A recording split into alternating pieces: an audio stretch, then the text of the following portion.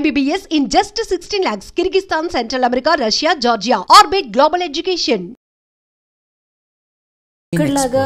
ఇక్కడలాగా ఒక సమస్య వచ్చినప్పుడు లేదా ఒక ప్రాబ్లం వచ్చినప్పుడు వాళ్ళని ఫస్ట్ బాండ్ చేయడమో లేదంటే అరెస్ట్ చేయడమో లేదంటే కోర్టులో కేసు వేయడమో it is such a long process in India. కానీ అక్కడ మీకు చాలా రోడ్గా చాలా షార్ట్ లెంత్లో జరిగిపోతూ ఉంటాయి కదా. మరి మీకేం ప్రాబ్లం అనిపించలా? ఇది నిజం, ఇది అబద్ధం అని మీరు ఫైట్ చేయడానికి వెళ్ళినప్పుడు అక్కడ అబ్రాడ్లో మీకు ప్రాబ్లం అనిపించలేదు? అంటే మనం ఒక మిస్కన్సెప్షన్లో ఉన్నామండి. భారతదేశంలో స్వేచ్ఛ బాగా ఉంది అని, వేరే దేశాల్లో లేదు అని. The opposite is true.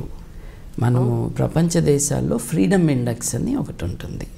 అంటే మానవ హక్కులు which are the ones that are available, especially civil liberties, freedom of speech, or journalistic safety కానీ laws ఎట్లా ఉన్నాయి, do they restrict you from speaking or not? అట్లా చూసుకుంటే అమెరికాలో freedom of speech is nearly absolute.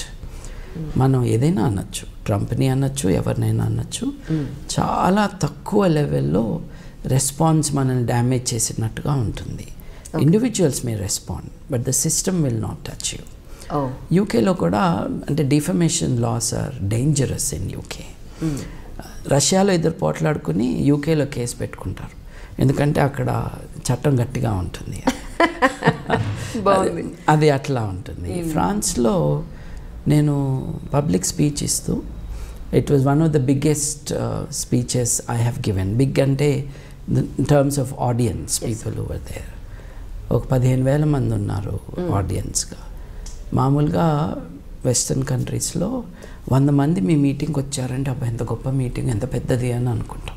అలాంటిది 15,000 మంది వచ్చారండి. ఇటలీలో ఒకసారి అటువంటి మీటింగ్ అడ్రస్ చేశాను. అక్కడ వెయిట్ గురించి మాట్లాడారు సార్ మీరు? అదేనండి చెప్తున్నాను. దేర్ ఐ అక్యూజ్డ్, నేను ఫారినర్ని, ఫ్రాన్స్లో పబ్లిక్ మీటింగ్లో I accuse the president of France for high treason.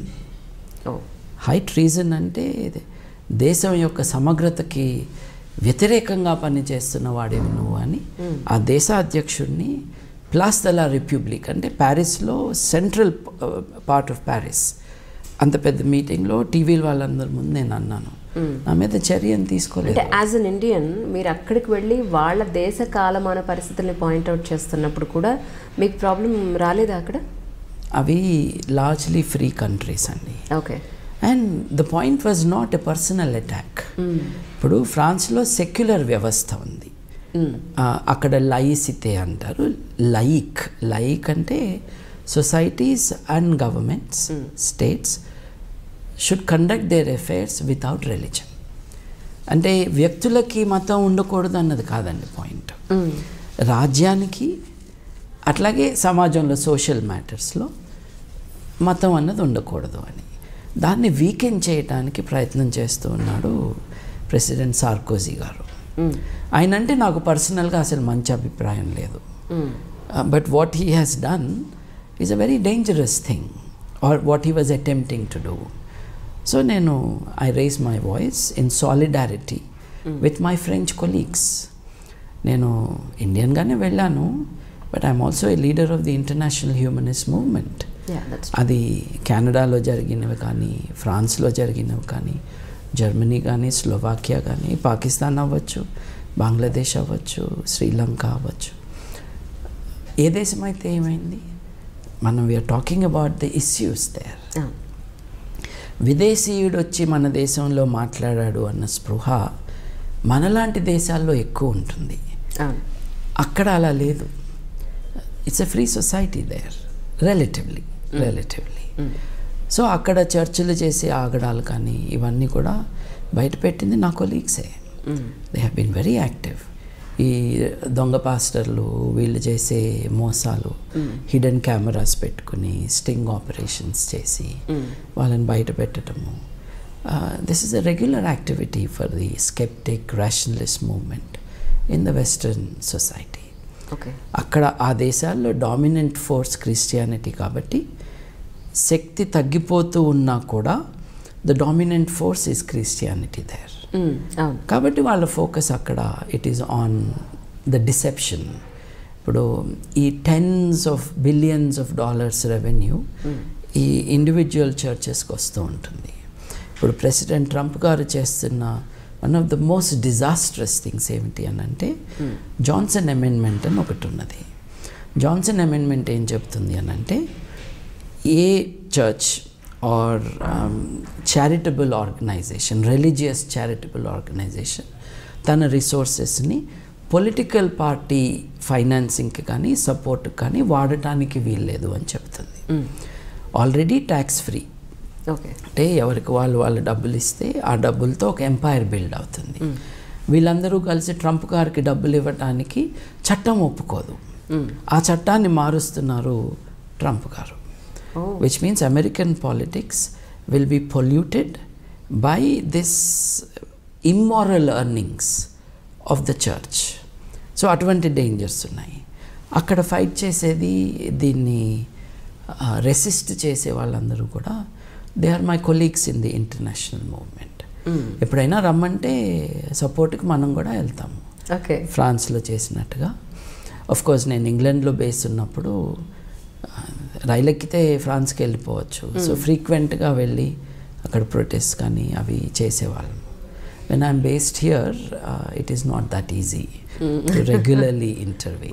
సరే, మీ ఉద్దేశ ప్రకారం మంచి మనిషి అని అంటే దానికి స్పెసిఫికేషన్స్ ఏమిటి మీ ఉద్దేశ ప్రకారం? ఎవరికి వారి జీవిత ఉద్దేశాలను వాళ్ళు నిర్ణయించుకోవాలి. బట్ మంచి చెడు అన్నది it is a matter of rights and the balance of rights. We can come to that అండి. బట్ ఈ ప్రతి మనిషికి ఉన్న ఈ ఉద్దేశాలు ఉంటాయి చూడండి. నేను మంచిగా ఉండాలి అని అంటే అసలు మంచి ఏంటో తెలుసుకోవాలి. మంచి ఏంటో తెలుసుకోవాలి అన్న తాపత్రయం మనందరిలో ఉంటుంది. ఈ రియల్ హ్యూమన్ నీడ్ ఏదైతే ఉందో, ఇప్పుడు కుక్కకు అట్లా ఉండదు కదండి, నేను మంచి కుక్కగా ఉండాలి అని. పులికి ఉండదు. అంటే ఏంటి, వాళ్ళు మనుషులు కాదు కదా, వాళ్ళ సహజాతంగా వచ్చిన ఇన్స్టింక్టివ్ బిహేవియర్ని యానిమల్స్లో చూస్తాం. మనం ఎందుకు గొప్పవాళ్ళము? అందరూ అంటారు ఆల్ లైఫ్ ఈజ్ ఈక్వల్ అని. అంతా ట్రాష్ కదా. Human life is far superior to everything else. అంటే బయాలజికల్ బేసిస్లో this is life, that is life. But the human achievements are stupendous. ఈ human achievements, what defines us as human is this ability to think, a sense of morality, the quest for knowledge. అలాగే స్వేచ్ఛ పొందాలి అని. ఈ స్వేచ్ఛని నేను pursue చేసేటప్పుడు సాటి మనిషికి ఇబ్బంది కలగకుండా ఉండాలి అని అంటే నాకు ఎన్ని ఫ్రీడమ్స్ ఉండాలో దానికి కొరాలరీగా ఎదుటి వాళ్ళకు కూడా అన్ని ఫ్రీడమ్స్, వీటిని గ్యారంటీ చేయడానికి రైట్స్ కావాలి. So this is a broad framework of how to live and so on. So మనందరికీ ఇది ఉంటుందండి, at different levels of sophistication. So మనం బాగా బతకాలి అని అనుకుంటున్నాం. ఎలా బతకాలి అన్న ఆలోచన మనకు వస్తుంది. అంటే కిక్కిరిసిపోయిన బస్సులో ఆఫీస్కి వెళ్ళి కానీ, మధ్యాహ్నం లంచ్ చేసి కానీ, సాయంత్రం ఇంటికి వచ్చి కానీ అలసిపోయిన తర్వాత అందరికీ అవకాశం ఉండకపోవచ్చు. కానీ ప్రశాంతంగా ఓ రోజు మీరు కూర్చుని, కరెంటు పోయిన రోజు, ఏ లైటు పొల్యూషన్ లేనప్పుడు, లేదు మీరు ఊరెళ్ళినప్పుడు ఒక నులక మంచం మీద కూర్చొని ఆకాశం వెంక చూస్తే వస్తాయి ఈ ప్రశ్నలు. అసలు మనం ఏంటి, మనం ఎక్కడి నుంచి వచ్చాము, జీవితం అంటే ఏంటి? ఆ 4 నక్షత్రాలు, ఆ 10,000 నక్షత్రాలు మీరు చూస్తూ ఉంటే you get transported somewhere else. Then we are face with these grand dilemmas of life, these wonderful questions of life. వీళ్ళందరూ దానికి ఆన్సర్ చెప్పడానికి వచ్చారుగా, ఆ ఆన్సర్ తప్పు కదా. అందుకని ఐఎమ్ ఫోకసింగ్ ఆన్ దాట్. ఇప్పుడు సరిగ్గా బతకాలి అంటే ఏమిటి అని అంటే, నువ్వు ఫలానా పూజ చెయ్యి అని చెప్తున్నారు. అంటే ritualism as an answer to the grand questions of the human mind. నువ్వు ఇది చేస్తే చాలు, ఇది చేస్తే నువ్వు నరకానికి వెళ్ళకుండా బతికిపోతావు. అలా చెప్పే వాళ్ళకి వ్యతిరేకమా, అలా చెప్పడమే వ్యతిరేకురా మీరు? రెండు. దీని మీద వ్యాపారం చేసుకునే వాళ్ళపైన particularly I'm angry about it and I'm targeting them. ఎందుకంటే నువ్వు బాగా బతుకు అని చెప్పడానికి డబ్బులు కావాలండి. డబ్బులు తీసుకుని చెప్పడం ఏంటండి? అంటే ఒకరికి హితవు చెప్పటానికి వాళ్ళ దగ్గర నుంచి 5,000 నుంచి 10 కోట్ల దాకా తీసుకున్న ఆధ్యాత్మికవేత్తలు ఉంటే అది నిజంగా ఆధ్యాత్మికతనా అన్న ప్రశ్న రావాలి. These are issues of morality.